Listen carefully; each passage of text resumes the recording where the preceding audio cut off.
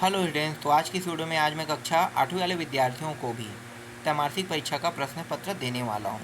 मैंने अभी तक कक्षा 8वीं वाले विद्यार्थियों को प्रश्न पत्र नहीं दिया है ना, लेकिन इस बार मैंने सोचा कि क्यों ना मेरे पास अगर प्रश्न पत्र है तो मैं आप लोगों को भी त्रैमासिक परीक्षा का प्रश्न पत्र दे दूँ। ठीक है, तो चलो स्टार्ट करते हैं। इसमें जितने भी प्रश्न हैं उन सभी प्रश्नों को देखेंगे। तो देखो, पहला प्रश्न क्या है, सही विकल्प चुनकर लिखिए, है ना। अब यहाँ पे देखो, इसके अंदर का जो दिया हुआ है इसमें बहुलक बताना है। क्या बताना है? बहुलक। और बहुलक क्या होता है? बहुलक जो सबसे अधिक बार आया हो। तो चेक कर लेते हैं कौन सबसे अधिक बार आया। देखो 5, 1, 2 और 3, 3 बार आया है ना। 5 तो 3 बार आया है। अब जो इससे ज़्यादा बार आएगा वही बहुलक रहेगा। अगला संख्या 3, 3 कितनी बार आया है? 2 बार आया है ना। ये 2 बार आया है तो ये तो बहुलक नहीं हो सकता। 2 भी 2 बार आया है, बहुलक ये भी नहीं हो सकता। अब बचा है 1 और 4, एक एक बार है तो ये तो बहुलक हो ही नहीं सकता। तो सबसे अधिक बार क्या आया है? 5, है ना। कितनी बार आया है? 3 बार। तो 5 ही इसका क्या होगा? उत्तर। ख को देखो, 7 का स्थानीय मान बताना है। 7 का स्थानीय मान। तो 7 का स्थानीय मान कैसे निकालोगे? देखो, ये हो गया आपका इकाई, ये हो गया दहाई, ये हो गया सैकड़ा, है ना। तो सैकड़ा मतलब 7 जो है वो सैकड़ा में है, और सैकड़ा के पीछे में 2 जीरो तो लगता ही है। सैकड़ा मतलब क्या है? 100 से शुरू होता है और ये कहाँ तक जाएगा? 999 तक के जाएगा, है ना। तो पीछे में 2 जीरो मतलब कहाँ पे आपको ये ऑप्शन दिखाई दे रहा है? स में। तो स ही क्या होगा? इसका उत्तर हो जाएगा। ठीक है, ये क्लियर हुआ। अब ग पे आते हैं। देखो ग, -1 एक विषम संख्या है। अब -1 इस तरीके से दिया हुआ है, इसके ऊपर मैंने घात 3 लगा दिया, इसी के ऊपर मैंने घात -11 लगा दिया, है ना। हर एक विषम संख्या को मैं इसके ऊपर लगा सकता हूँ। तो ये बताना चाह रहा है कि घात अगर ये माइनस में नहीं है, मतलब घात समझो ये प्लस में ही रहता है। 3 है और ये 11 है ना। इस तरीके से घात मैंने लगा दी। ये माइनस है, ये ठीक है, ये माइनस है। विषम संख्या मतलब 3, 5, 7, 9, 11, चाहे 999, 999 लगा लो, है ना, और बढ़ा के लगा लो, कितनों भी लगा लो, लेकिन विषम का विषम ही कहलाएगा। तो घात विषम होने पर ना जो मान दिया रहता है माइनस में, वो वैसे के वैसे ही प्राप्त होगा। -1 मतलब जैसा है वैसा ही प्राप्त होगा। तो यहाँ पे द ऑप्शन आएगा। घ, निम्न में से कौन पूर्ण घन है? कौन पूर्ण घन है भाई? तो यहाँ पे देखने पे ही मुझे पता चल रहा है कि सा। कैसे? 125 जो दिया हुआ है, अगर मैं इसे छोटा कर लेता हूँ, को 5 से क्या करूँ? भाग करूँ तो 25 आएगा, है ना। फिर 5 से भाग करूँ तो फिर 5 पंचे 5 बार, फिर 5 एकम। देखो घन मतलब क्या होता है? जो 3 बार एक ही संख्या से गुणा हो, है ना। तो देखो 3 बार अगर मैं 5 का गुणा करूँ तो 125 आ रहा है, मतलब यहाँ पे उत्तर क्या होगा? 125 आपका उत्तर होगा। इसके बाद अंगा देखो, सिक्के के एक उछाल में उसके पट आने की प्रायिकता बताना है। तो एक बार अगर मैं सिक्के को उछालता हूँ तो सिक्के पर चीट और पट 2 भाग होते हैं। एक चीट होता है, एक पट होता है। तो 2 भाग होते हैं और सिक्के को कितने बार उछालूंगा? एक ही बार उछालूंगा ना। तो 1/, सब में 1 रहेगा और उसके भाग कितने? 2। तो 1/2 आपको कहाँ दिखाई दे रहा है? यहाँ पे। तो सिक्के के एक उछाल में उसके पट आने की प्रायिकता 1/2 होगी। क्लियर? अब प्रश्न क्रमांक 2 देखते हैं। इसके अंदर भी कुछ प्रश्न दिए हुए हैं। देखो यहाँ पे क्या कहे? जांचिए कि पाइथागोरस ट्रिक है या नहीं। कैसे बताओगे? तो देखो, ये पाइथागोरस प्रमेय हमेशा त्रिभुज पे लागू होता है। सबसे बड़े भुजा को कर्ण। तो देखो सबसे बड़ा मान क्या है? 41, ये कर्ण ही रहेगा। इसके बाद लंब और आधार को कहीं पे भी रख सकते हो। तो 40 और यहाँ पे मैंने 9 रख दिया। ठीक है, अगर मैं इन दोनों को गुणा करता हूँ, वर्ग करके गुणा करता हूँ, जोड़ता हूँ, तो मुझे 41 प्राप्त होना चाहिए। तभी क्या होगा? तभी ये पाइथागोरस ट्रिक है ना। तो चलो पाइथागोरस प्रमेय का नियम लगा लेते हैं। तो यहाँ पे मैं क्या करूँगा? 9 का वर्ग और 40 का वर्ग, ठीक है, दोनों का वर्ग कर दिया तो ये हो गया 81 और ये 4 चौक 16, मतलब 1600 हो जाएगा। दोनों को जोड़ेंगे तो कितना आएगा? 1681। ठीक है, 1681 आ गया। अब ये जो 41 है, ठीक है, इसका मैं गुणा कर देता हूँ, इसका भी वर्ग कर देता हूँ। देखो यहाँ पे क्या है? 41, ये वर्ग है ना। यहाँ भी 41 का वर्ग इस तरीके से, 41 का वर्ग, ये लेफ्ट हैंड साइड में है। तो मैं इसको कैसे लिख सकता हूँ? 41 गुणित 41 लिख सकता हूँ। अगर मैं इसका गुणा करता हूँ तो ये मान भी 1681 ही लाता है। मतलब यहाँ भी 1681, यहाँ भी, तो left hand side right hand side दोनों बराबर है।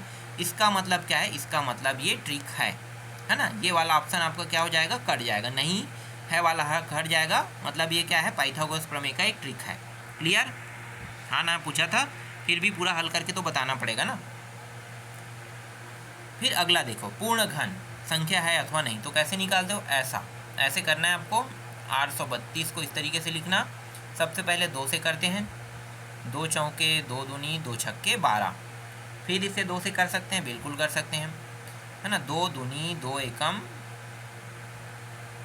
एक मिनट, ये 1 है ना, 2 एकम 2 शून्यम है ये, और 2 शून्यम 2 अट्ठे, ठीक है। फिर 2 से, 2 एकम 2 शून्यम 2 चौके, फिर 2 से करो, 2 पंचे 2 चौके, फिर 2 से करो, 2 दूनी और 2 सत्ते। अब 2 से नहीं जाएगा, है ना। तो ये जो 27 है इसे मैं अब 3 से करूँगा, 3 एकम 3 निया से सीधा 9, फिर 3 से करो, 3 तिया, है ना, फिर 3 एकम। तो देखो 3 का यहाँ पे जोड़ा बन रहा है, मतलब ये तो आ रहा है, फिर 2 का जोड़ा यहाँ बन रहा है, लेकिन यहाँ पे देखो एक जो है सिर्फ 2 का ही जोड़ा बन रहा है, 3 का जोड़ा नहीं बन रहा है। और घन जो है वो 3 के जोड़ा को एक्सेप्ट करता है, तो 3 का जोड़ा नहीं बन रहा है, इसलिए ये जो 832 है ये पूर्ण घन नहीं है, ये वाला ऑप्शन आएगा, नहीं है ना। फिर ग देखो, वह छोटी सी छोटी संख्या ज्ञात कीजिए जिससे 1352 का गुणा करने पर गुणनफल एक पूर्ण घन बन जाए। इसमें भी वही ट्रिक हमें लगाना है। तो 1352 गुणा कर देते हैं सबसे पहले 2 से, तो 2 छक्के 12, 2 छक्के 12, उसके बाद 2 सत्ते 14 और ये 2 छक्के, ठीक है। फिर 2 से करो, 2 तिया और 2 तिया और 2 अट्ठे, फिर 2 से जा रहा है, तो 2 एकम, फिर 2 छक्के, फिर 2 निया, 1 6 9। अब सीधा 13 से कर देते हैं, 13 और ये भी 13, क्योंकि 13 के आता है ना, तो 13 एकम 13, तो ये तो पूरा जा रहा है। यहाँ पे पूछा क्या है, प्रश्न पूछा है कि 1352 का गुणा करने पर गुणनफल एक पूर्ण घन बन जाए। हाँ, पूर्ण घन बन जाए कह रहा है। तो देखो ये 3 का हो गया, 3 का जोड़ा बन गया, मतलब घन में जोड़ा बनाना है 3 का, तो घन मतलब 3 का जोड़ा, तो एक तो बन गया।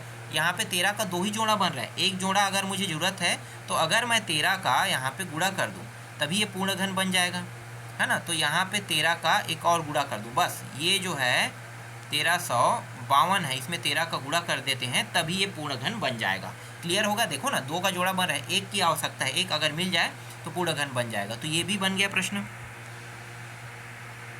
अब यहाँ पे देखो 1024 का वर्गमूल अभाज्य गुणनफल द्वारा ज्ञात कीजिए। तो एक चीज़ मैं बता देता हूँ, अगर आप इसको इस तरीके से करते हो, पूरा करने की जरूरत नहीं है ना। कितना है, 1024, 25 लिख रहा था, 24, 2 से गुणा करोगे तो ये सिर्फ 2 से ही पूरा गुणा जाएगा, 2 से, 2 का 10 घात, मतलब अभाज्य संख्या क्या है, सिर्फ 2, है ना। तो ये जो पूछा है इसमें अभाज्य संख्या क्या निकलेगा, 2 निकलेगा। क्लियर? इसके बाद अगला है अंगा, वह छोटी सी छोटी संख्या ज्ञात कीजिए जिससे 140 को भाग देने पर भागफल वर्ग संख्या हो जाए। तो भैया सबसे छोटी संख्या कह रहे हैं ना, तो सबसे छोटी संख्या क्या है, सबसे छोटी संख्या अगर मैं इसको भाग देता हूँ, ऐसे भाग देते हैं, चलो इसको मिटाते हैं थोड़ा सा, ठीक है, ये मिटल गया। अब देखो ये रहा 140, इसको भाग दे देते हैं 14 से, तो ये 14 एकम 14, है ना, और 14 एकम 14 हो गया। हाँ, ये भी कहा है ना, पूर्ण वर्ग बन जाए, पूर्ण वर्ग बन जाए, तो 14 से भाग देंगे तो नहीं होगा। देखो अब यहाँ पे एक मिनट, थोड़ा सा यहाँ पे टिक लगाना पड़ेगा। कितना है, 140, ठीक है, 140 ये रहा। अब कितने से भाग दें, तो देखो अगर मैं इसे 2 से भाग देता हूँ तो 70 आ रहा है, 70 पूर्ण वर्ग नहीं होगा। 3 से भाग दूंगा, 3 से जाएगा नहीं। 4 से करता हूँ तो 4 से भी 2 शून्य 4 पंचे 20, हाँ 4 से करके देखते हैं, छोटी से छोटी संख्या निकालना है ना। तो 4 दूनी 8, 4 तिया 12, 12 हो गया 3 बार में, तो 3 बार हो रहा है, मतलब ये भी नहीं आएगा, 4 से तो नहीं जाएगा, ठीक है। 5 से तो होगा नहीं, 6 से, 7 से। देखो यहाँ पे डायरेक्ट जो हो रहा है ना, ये भी नहीं हो रहा है, ये भी नहीं हो रहा है, तो सीधा ये जा रहा है 140 35 से।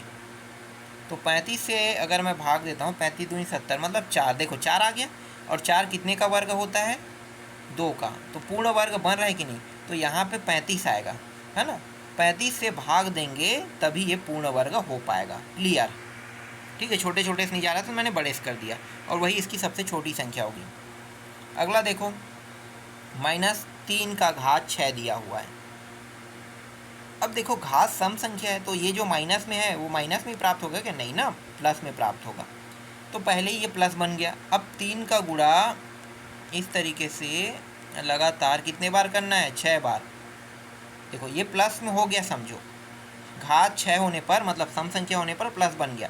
अब 3 का 6 बार गुणा कर रहे हैं, तो 3 तिया 9, 9 तिया 27, 27 तिया 81, 81 तिया 243, है ना। 2 4 3। अब इससे ज़्यादा तो मैं नहीं जानता हूँ, तो इसको गुणा कर लेते हैं। 3 तिया 9, 3 चौक 12 का 2, हासिला 1, 3 दूनी 6, 1 7, 729। तो इसको हल करने पर कितना आ रहा है? 729 आ रहा है। क्लियर? 729 इसका उत्तर हो गया। अब अगला देखो, यहाँ पे क्या है? घात के रूप में व्यक्त कीजिए। तो सभी को पता है 25 जो है 5 के घात का वर्ग होता है, और 49 जो है वो 7 के घात का वर्ग होता है। तो हमें बस यही घात के रूप में इसे व्यक्त करना था। और इसे कैसे लिख सकते हैं? 5/7, और इस पूरे का ऊपर में घात, क्योंकि दोनों के ऊपर घात है, तो 2 को हम इस तरीके से भी लिख सकते हैं। क्लियर? तो ये क्या है? इस प्रश्न का उत्तर है।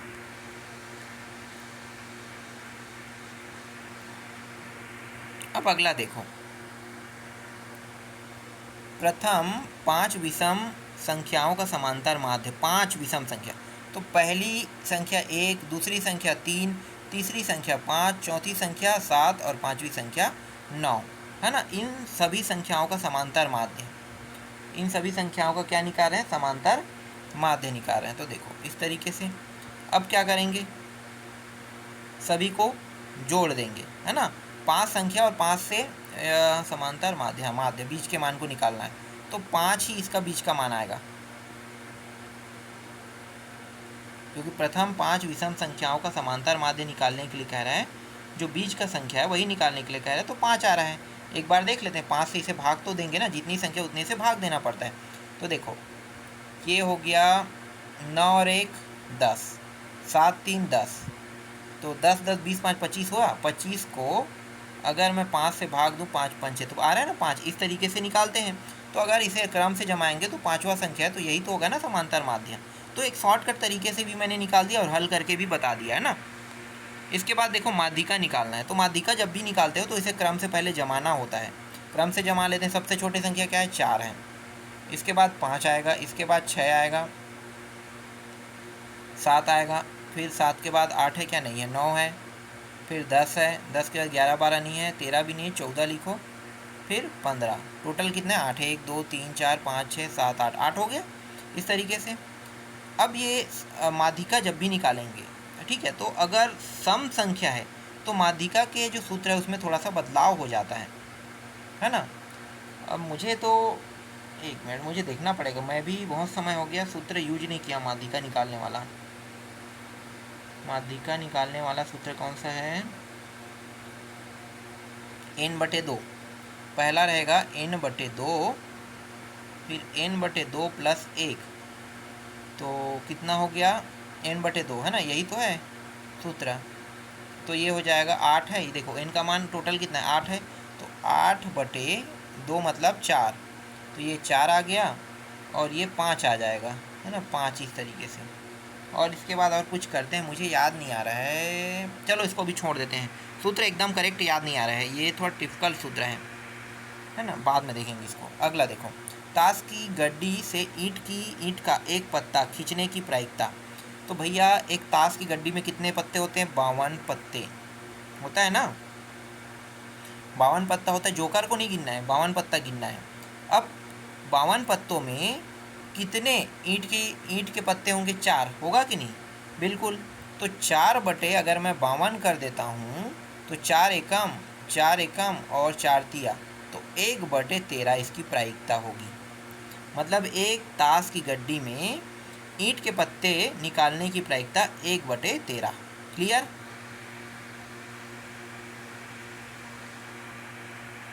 इसके बाद देखो घ, एक बालक की टोली ने 256 आम खरीदे और आपस में बांट दिए।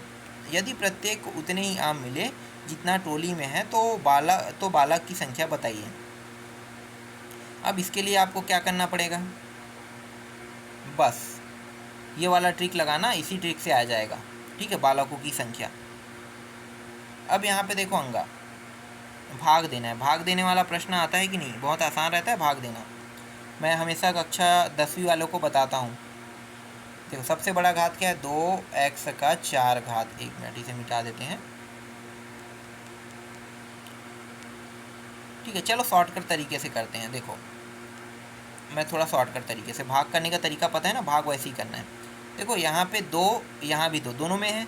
यहाँ पे x का कितने घात हैं? 2 घात, और यहाँ पे 4 घात। तो कितने घात की आवश्यकता है? तो जितने की आवश्यकता है ना, वही उसका भागफल होता है। तो अगर मैं इससे भाग करता हूँ, अलग अलग करते हैं। देखो 2x के 4 घात को भाग कर रहे हैं 2x के 2 घात से। तुम लोगों तो और सटीक तरीके, देखो 2 2 कट गया, 2 और ये 4 घात में x के 2 घात, तो कितने बार भाग गया? पहला वाला x का यहाँ पे लिख देते हैं, x के 2 बार गया। ठीक है, पहला समझ में आ गया, x के 2 बार जो है वो भाग गया। ठीक है, ये हो गया x के 2 बार ये भाग गया।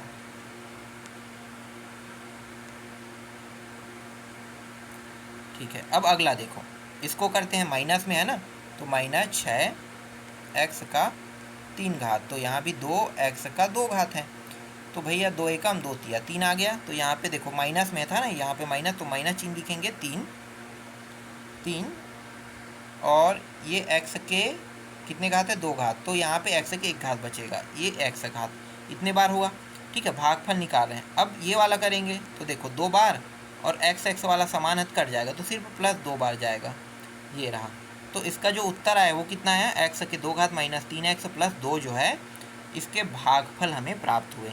ठीक है, जब आप भाग करोगे तो यही मान निकलेगा।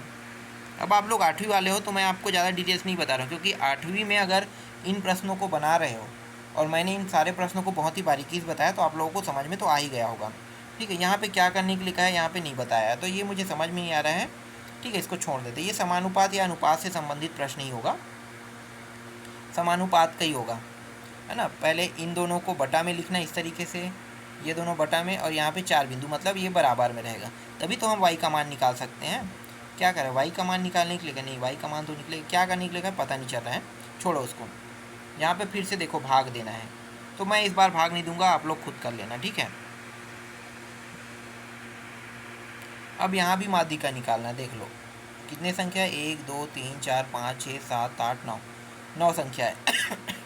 तो 9 संख्या है, तो इसका भी माध्यिका निकालना है। ठीक है, तो माध्यिका इस वाले का तो आसानी से निकाला जा सकता है। पहले क्रम से जमाना है, इन सभी संख्याओं को लिखना है। 9, देखो 9 ऐसे n+1/2 ऐसा कुछ होता है ना,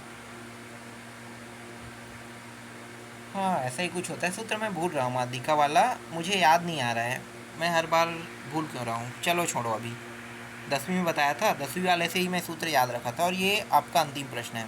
ठीक है, ये भी उसी संबंधित है, तो ये भी मुझे समझ में नहीं आएगा अभी बताते हुए, तो मैं अभी 2-3 प्रश्नों को छोड़ रहा हूँ। ठीक है, क्योंकि डायरेक्ट प्रश्न पत्र आया, उसके बाद मैं डायरेक्ट सोल्यूशन दे रहा हूँ, तो जो मुझे लगा कि मैं बता सकता हूँ तो मैंने उन सारे प्रश्नों को बता दिया। थोड़ा बहुत जो सूत्र उत्तरों में मैं भूल रहा हूँ उनको बस मैं छोड़ रहा हूँ ना। तो इस तरीके से इसमें जितने भी प्रश्न हैं उन सभी प्रश्नों को उत्तर दे दिया, कुछ प्रश्नों को छोड़कर।